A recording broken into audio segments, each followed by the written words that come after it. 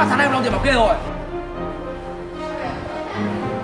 Được, hôm nay phải giã nó một trận. Vâng đại ca. Lên.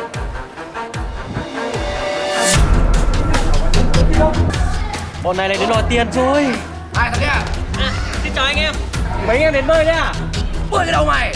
Tiền bảo kê 3 tháng nay không đóng đại ca tao. Mày tính sao? Ui, các anh thông cảm. Đợt này dịch bệnh, không có người bơi.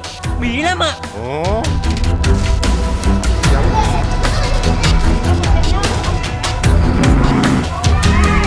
Lão già lươn lẹo này.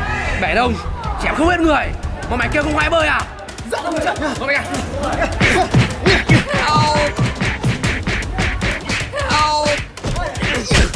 Chú mày, cho xuống hồ. Vâng ạ.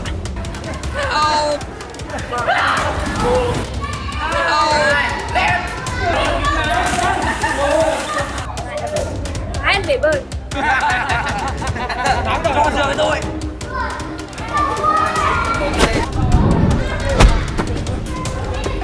Phá bể bơi. Xanh này. Chú mày, xử nó. Vâng ạ.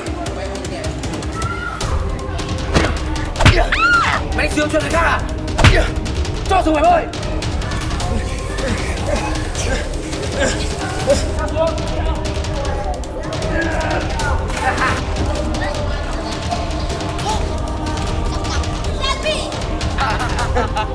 Lily.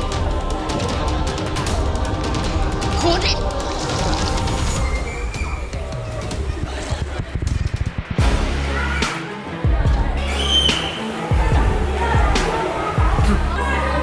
Chúng mày định làm loạn ở đây à?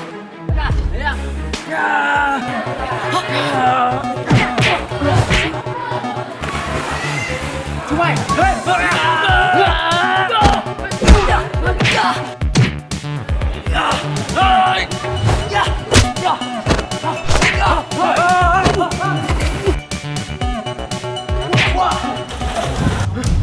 Vô dụng này.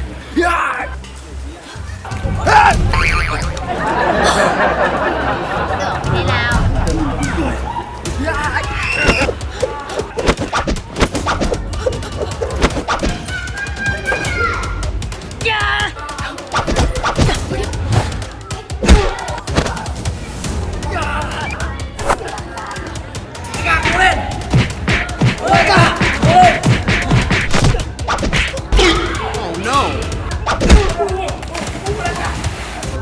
Để xem lần sau chúng mày có dám đến đây quấy rối nữa không?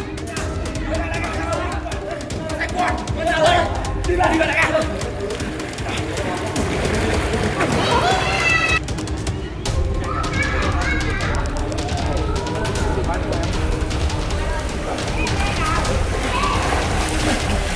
Rồi.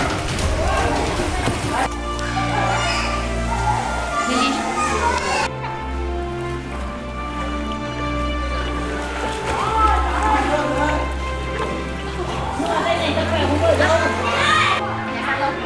Cô không sao.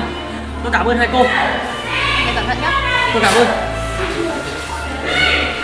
Lily, chúng ta cùng về thôi.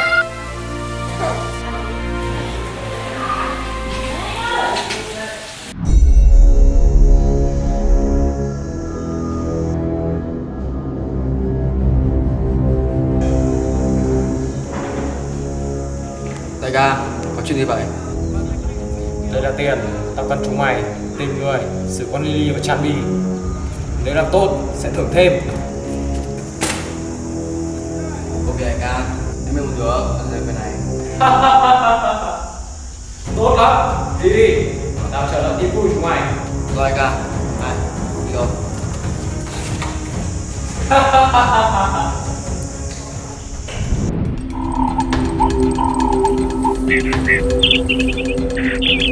Không có gái đây à? Hỏi ít thôi, bố ăn mạng đây. Vào thôi.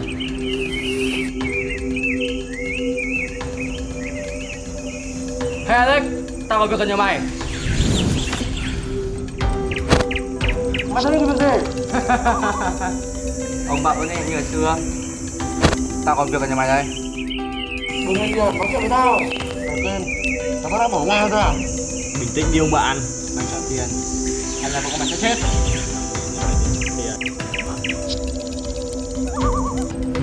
Suy nghĩ đi. Mày mà chết à? đừng có gia đình tao. Tao sẽ giết.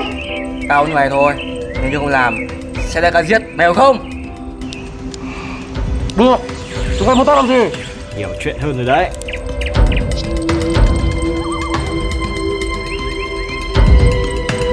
Let's go!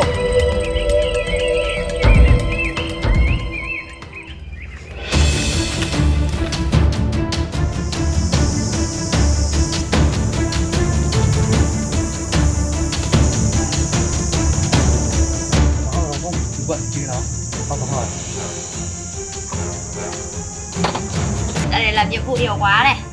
Ôi, ra tay điên hết.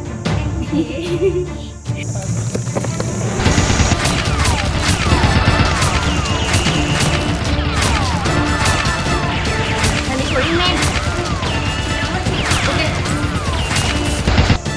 Ok.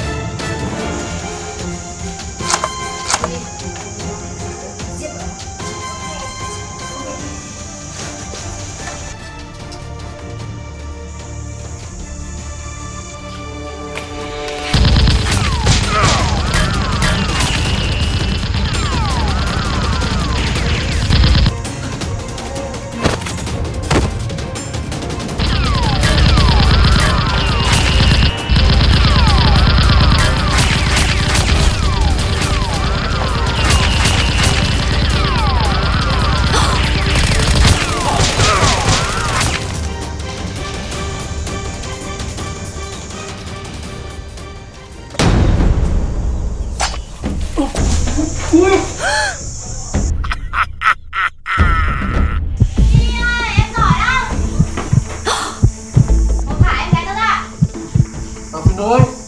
Một là chúng mày chết. Hai là vợ các bạn phải chết. Lily!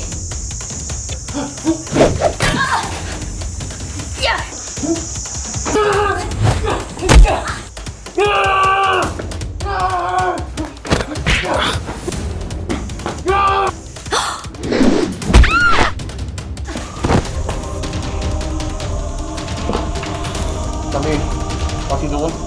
Tao không quyền nói chuyện nào khác.